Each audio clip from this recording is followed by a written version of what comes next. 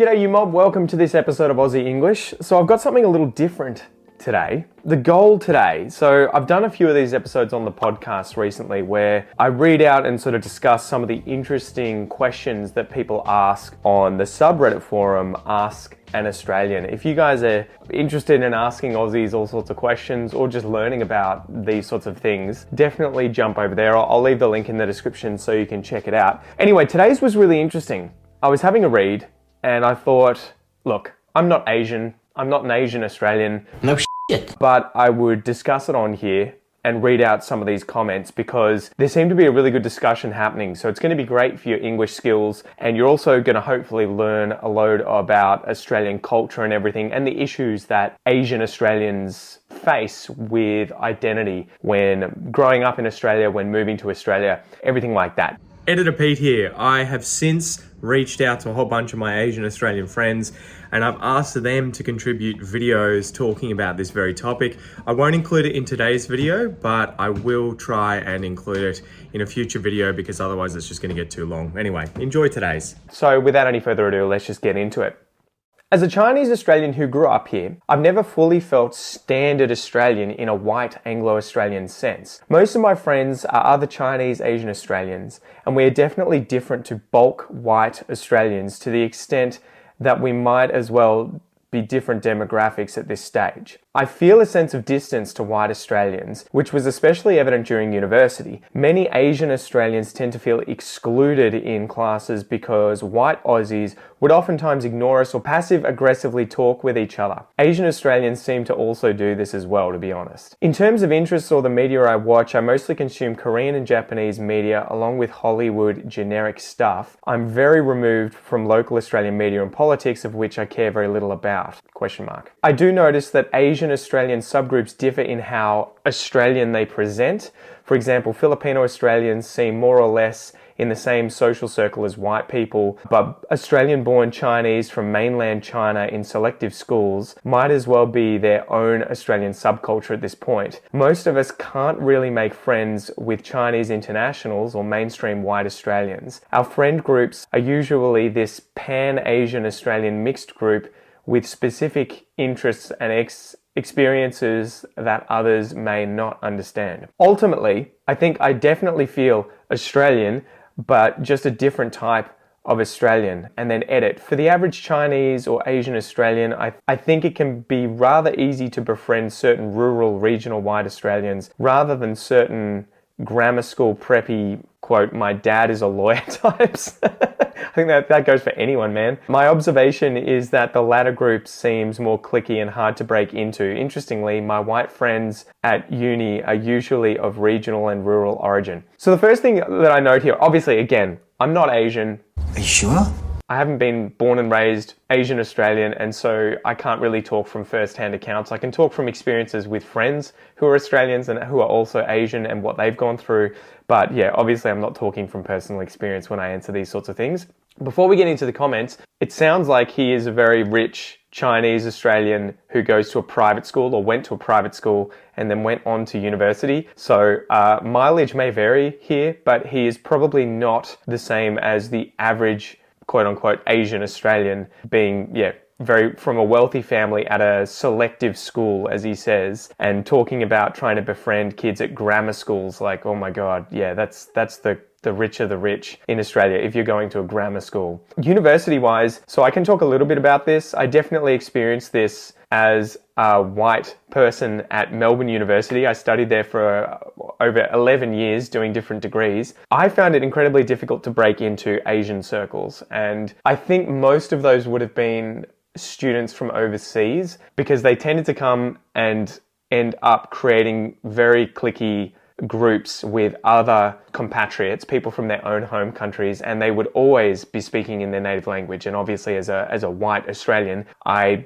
only spoke at the time Australian English, and just it made that barrier very hard to kind of overcome. That said, I'm sure that there was also the same thing the other way, where they would have felt excluded and outside the group or not part of the clique as, migrants or students from overseas. So it definitely did go both ways, and I was very, very hyper aware of that at university. Okay, so top comment here from Go to 10.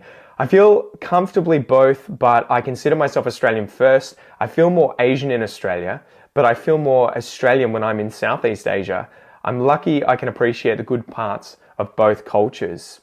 And we can probably dive into a few of the comments that follow up here. Dedem13, not Asian myself, but as a first generation Australian, I feel this. Mum's Spanish, dad's Iranian, never been to Iran due to the political situation and all, though I'd love to someday. But when I worked in Spain, I probably felt more distinctly Australian than I ever have while in Australia. And then go to 10 follows up. Yeah, I completely relate to that.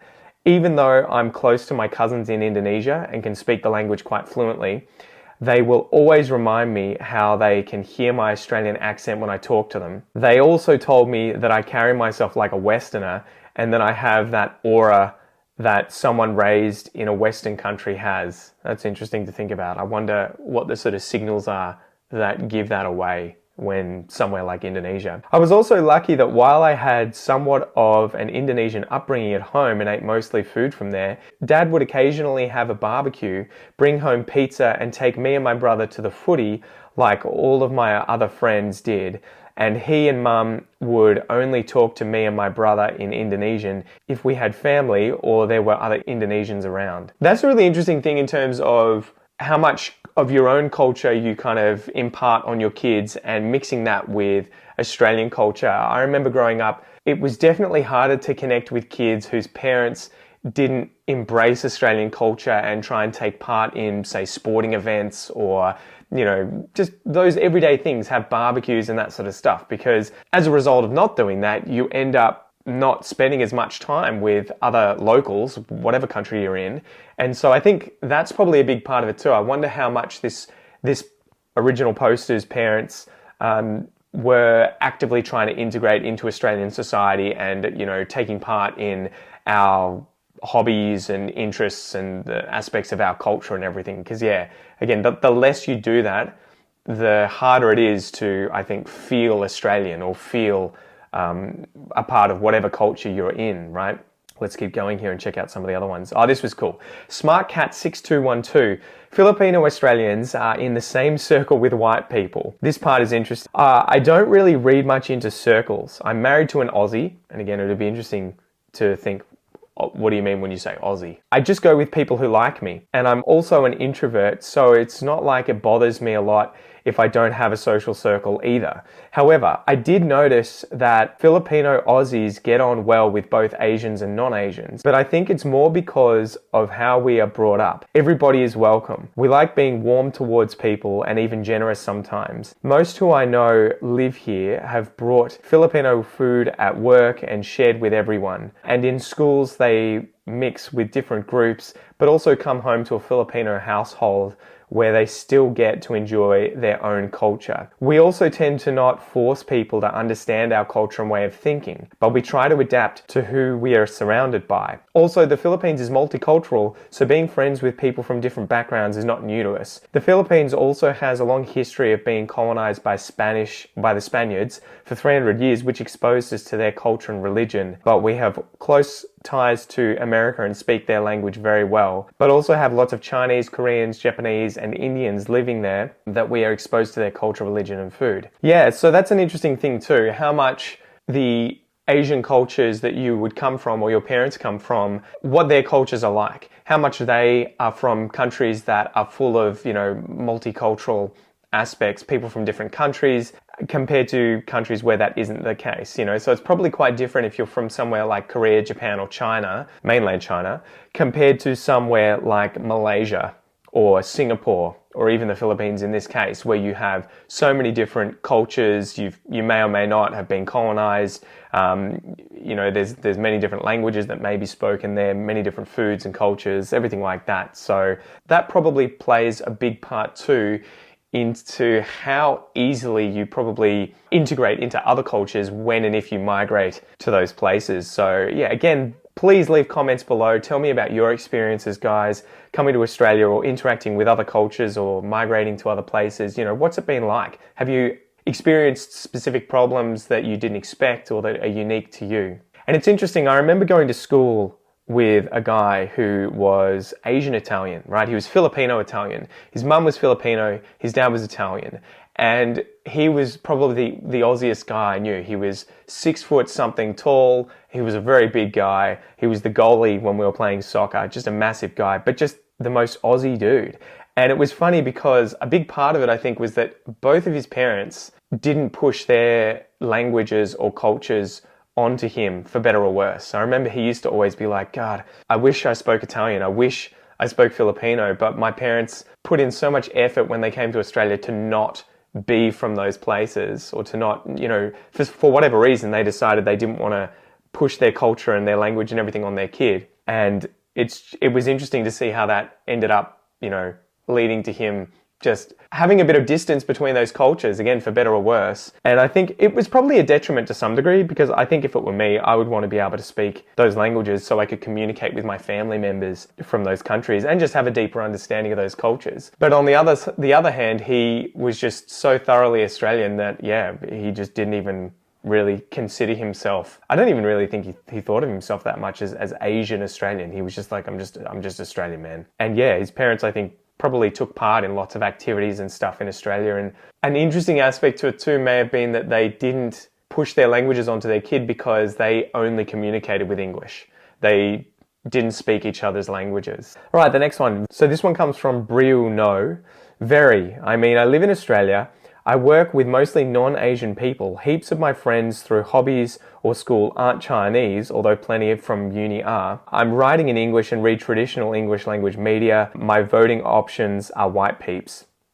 Okay, so let me be real. You have this weirdly reductionist attitude that comes through most from you using the phrases bulk white Australians and mainstream white Australians. The fact is that people in Australia come in all shapes and sizes. Take any subgroup, whether it's Chinese Australians from selective schools or white young liberals or people living in rural areas, and there'll be some sense of distance from everyone outside the subgroup.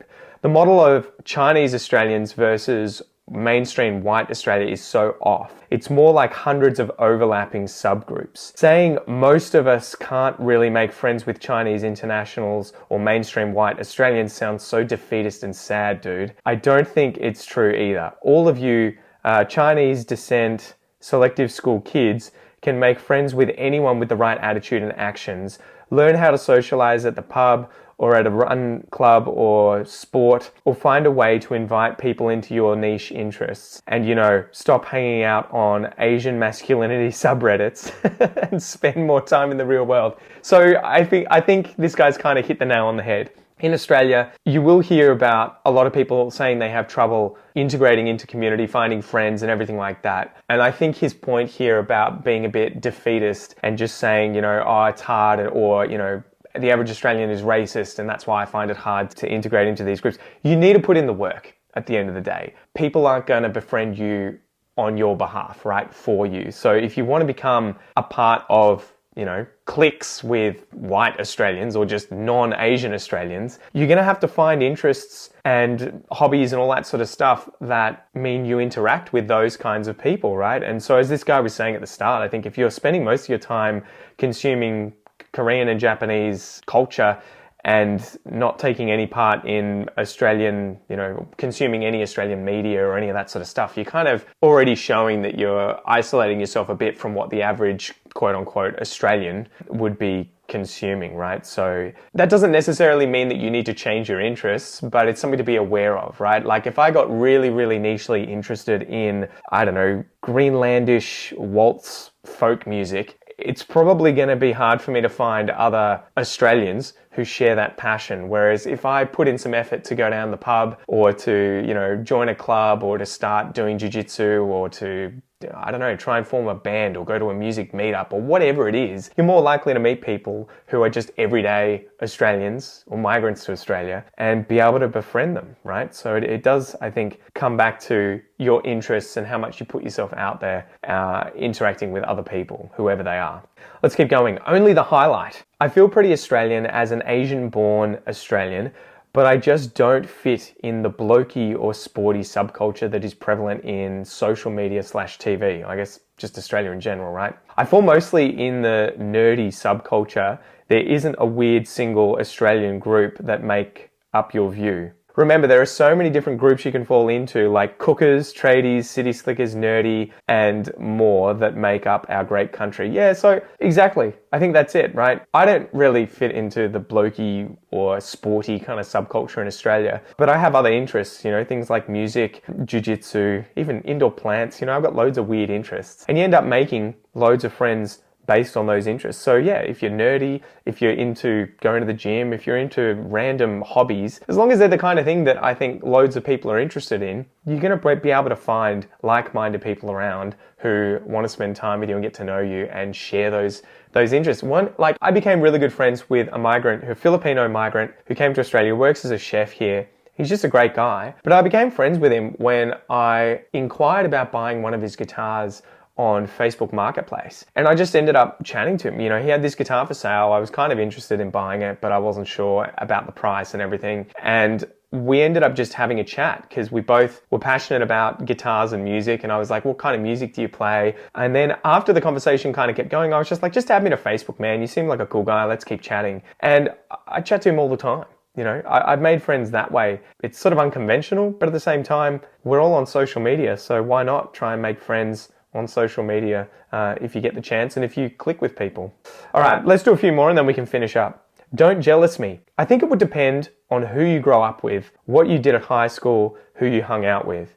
Did you go to school with a lot of Asians? Did you try to involve yourself with Aussies? Did you speak your language whilst with other Chinese at school? I grew up in a low socioeconomic white neighborhood.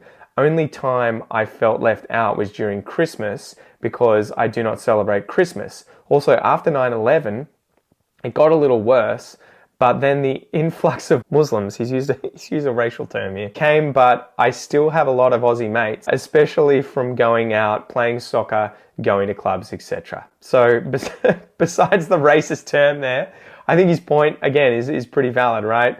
As long as you put yourself out there, you don't necessarily have to celebrate all the same things like Christmas and all that sort of stuff, but you get into clubs, get into sport, interact with other people with shared interests. KTR83, also Asian Australian. I consider myself equally both, but that means sometimes you meet other people who will never consider me one of them. Also equally on both sides. It took me some time, but I'm 100% okay with that. And we've got a lot of follow-up comments here, even from the original poster. Yep, everybody's own definition of being Aussie is also different, which gives space for you to have your own once you realize. And then Joe is the Yo said, I think I consider myself culturally Australian, but a different form of Australian to the mainstream white Anglo ones. Might be similar to how African Americans currently do not relate to people in Africa at all, yet they're socially different to white Americans. And then KTR83 has followed up here. I get it. Cultural identity can be super complex. It's one of those things that each of us have to decide for ourselves. So anyway, this has been a really interesting kind of Reddit thread. I thought I would share it on here, see what you guys think. Again, I can't really talk from personal experience, not being Asian. Okay, we get it, okay. But I can talk a little bit about what it was like growing up in Australia and having a lot of Asian friends. I had friends that did kind of struggle with identity to some degree, but then I had friends who just never considered themselves Asian and only wanted to think of themselves as, true blue Australians. But for the fact that when you saw them, you could see that they obviously had Asian heritage, you would never have known, right? Like if you were blind and you were chatting to these people and befriending them, you could probably go 20 years without finding out that they're actually, from mainland China or whatever, heritage-wise. So anyway, let me know your experiences down in the comments below. Let me know if you enjoy this type of episode and I'll do more of them in the future. Again, the whole point of this is to just share a bit of Australian culture, and when I myself can't share certain aspects of identity or personal experience, I feel like it's really cool to share these types of posts and talk about them on here so that you guys can think about these things, and we can discuss them. Anyway, I'm Pete, this is Aussie English. Thanks for joining me, and I'll see you next time.